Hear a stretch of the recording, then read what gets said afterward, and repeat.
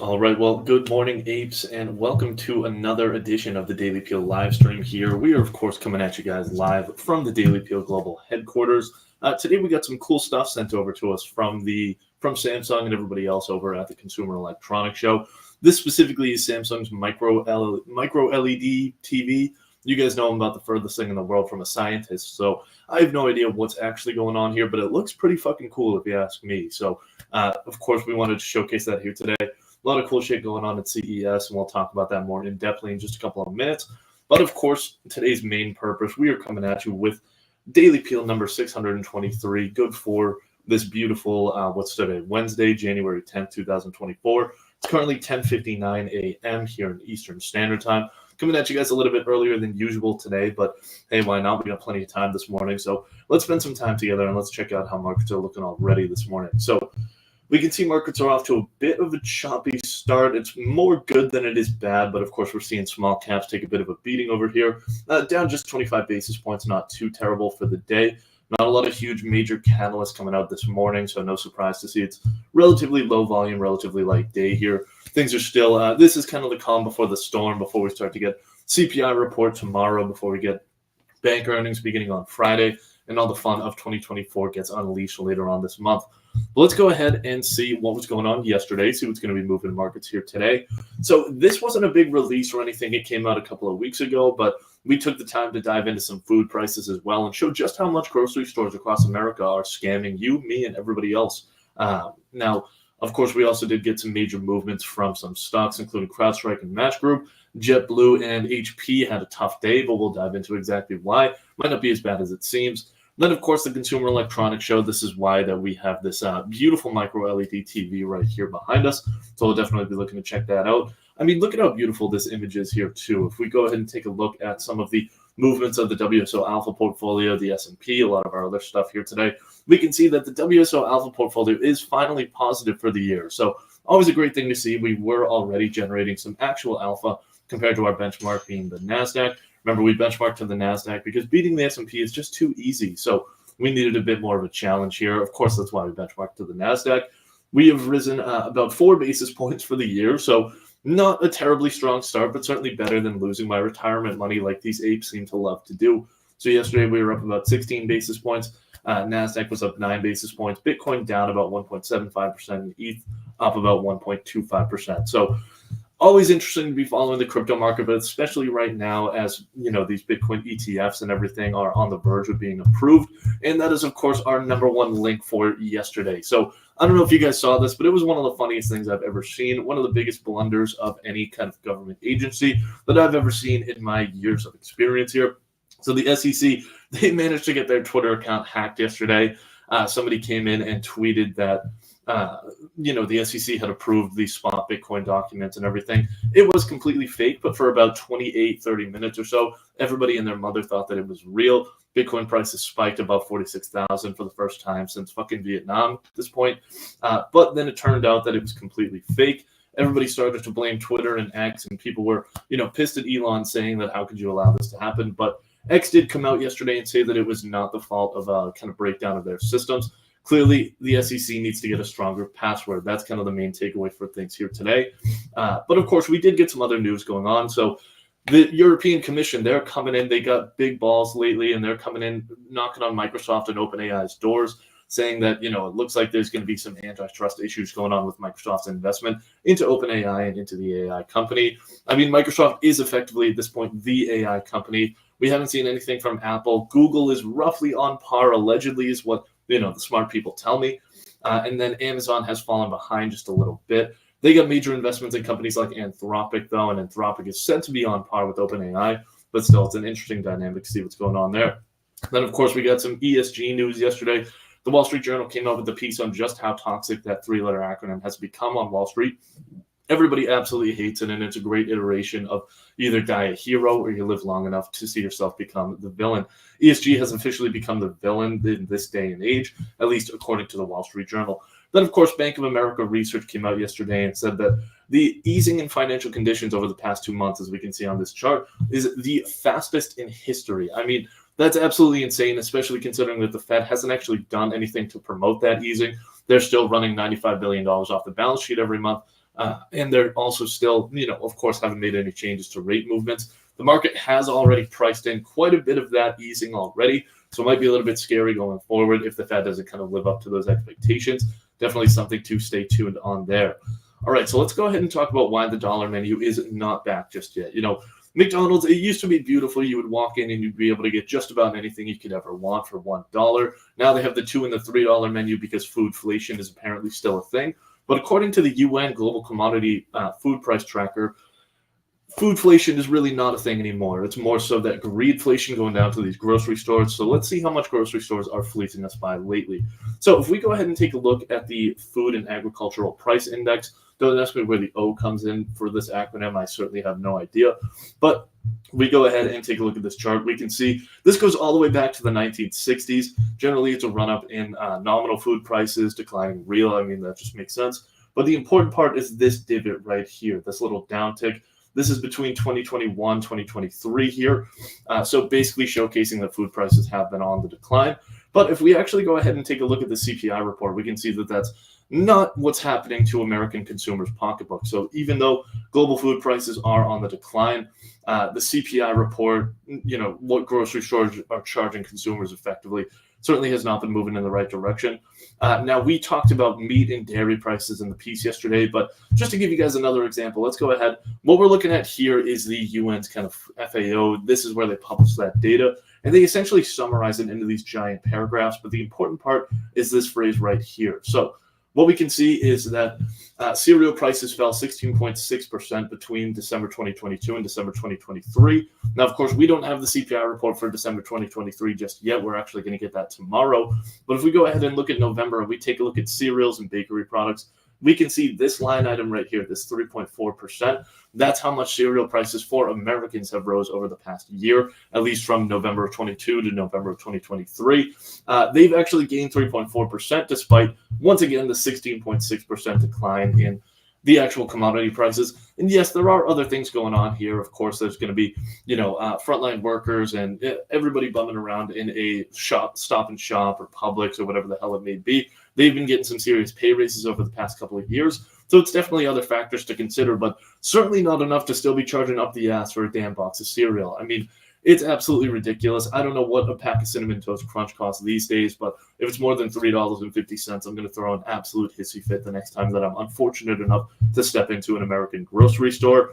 But it's very interesting to see because it can't really be the supply chains either anymore because of these dairy and these meat products, at least for these dairy and these meat products, I should say, because the United States is the second largest producer globally of both of those, behind, of course, China and India, respectively. So we can't exactly be blaming global supply chains here. Maybe it's a problem with U.S. supply chains, but either way, grocery stores are fleecing you. They're fleecing me, and most of all, our wallets here. Usually a low-margin business. They're trying to get in on some gains. They think they're the new tech companies, apparently. So, of course, trying to bump up those margins.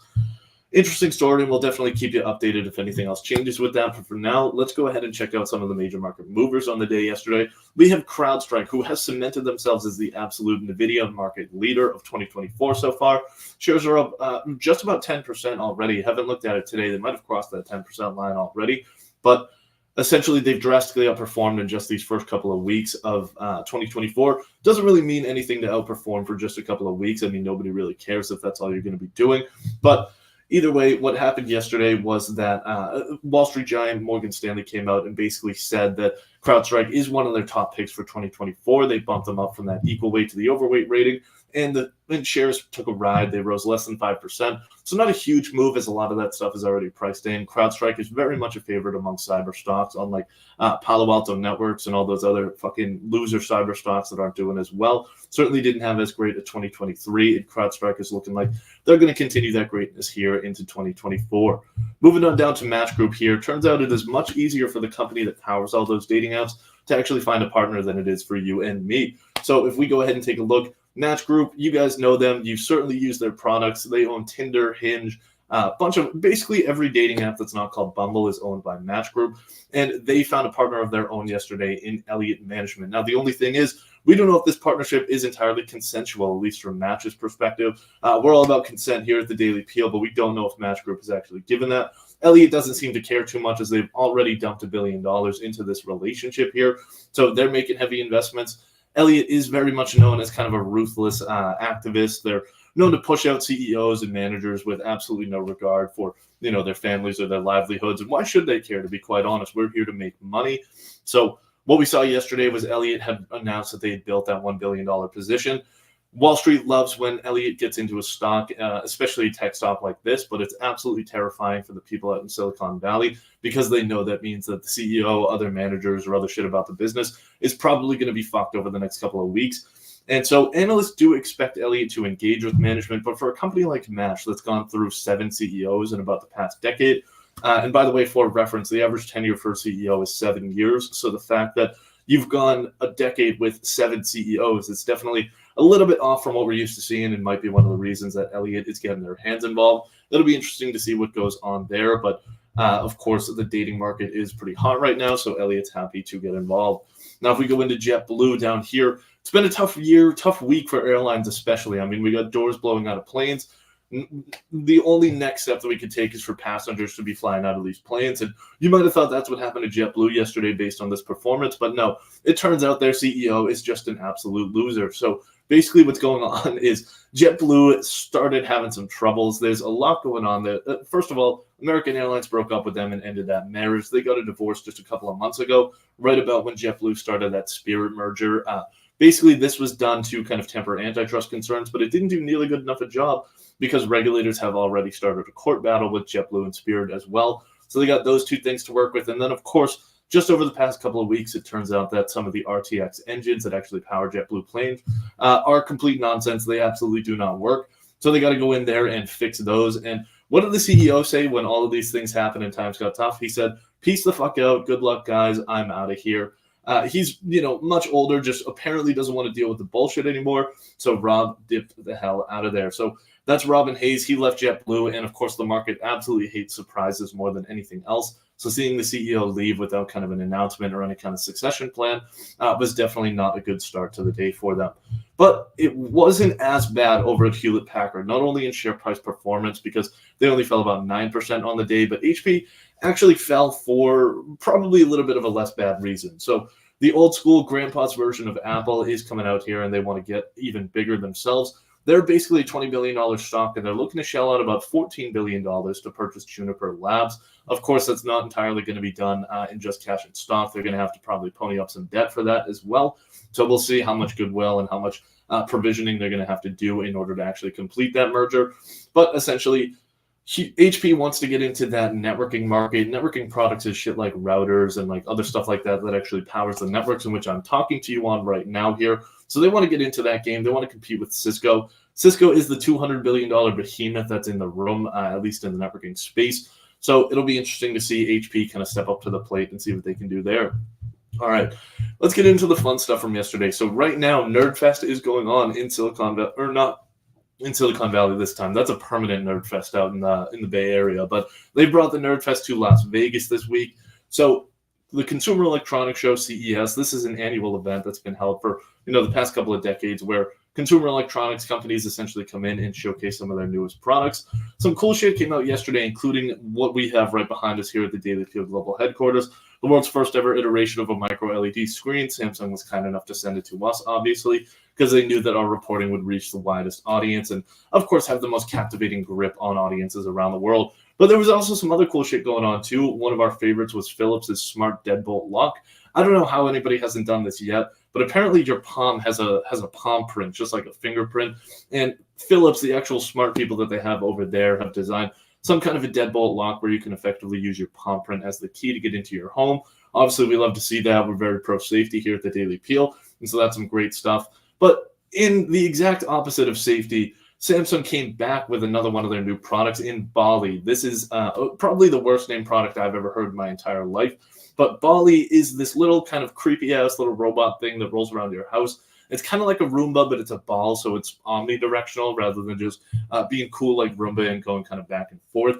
But so basically what this thing does, it's kind of like a movable screen. It's supposed to be like an assistant kind of thing where you can just, get pretty much whatever you want from this ball. But right now, its main benefit is serving as like kind of a projector for if you wanted to watch movies, or it could even be like a second screen for, when you need more screens to load up more charts so that you can place better trades. you could use something like Bali to go ahead for that. Then, of course, we also did get some AI-based holograms from HoloConnects. This was one of the creepiest things I've ever seen in my entire life. But yes, holograms are, it looks like they're coming more and more to the kind of mainstream market. We should see those over the next couple of years, but of course, they don't really release timelines on these things.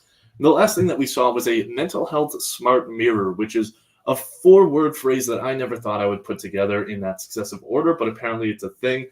So companies are putting together these mirrors that can actually read your facial expressions and I guess adjust what they're showing back to you to make you feel better potentially. Sounds very blue pill to me to be doing something like that and, not actually just kind of seeing what you look like on a day-to-day basis. But I digress. Either way, it's always cool to see CES and exactly what's coming out. We do have 3 more days of this, including today, tomorrow, and the following day, of some more dystopian, absolutely terrifying, kill you in your sleep style products to be coming out. Definitely stay tuned for that. We'll also want to see which companies and technologies steal the show. This doesn't really generate any kind of share price movements because they showcase the new technologies that they just figured out how to build. But of course, there's still a long way from actually incorporating these into any products. It's basically a big get excited show and turns out to be a nothing burger overall. But speaking of the tech market, of course, we wanted to end today with a wise investor quote from the tech kingpin himself, Mr. Mark Andreessen. He said, almost every .com idea from 1999 that failed will succeed. It kind of seems like that's coming alive, especially with some of the shit that we're seeing at CES. Basically, what he's saying is that a lot of those 1999 ideas were just simply too far ahead of their time.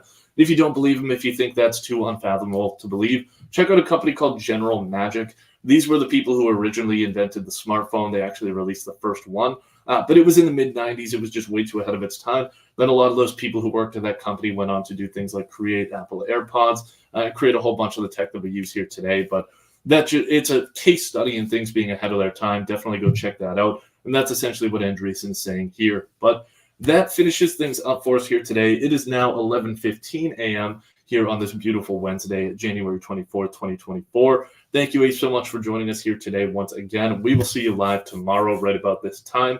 And as always, happy trading. Best of luck out there, guys. See ya.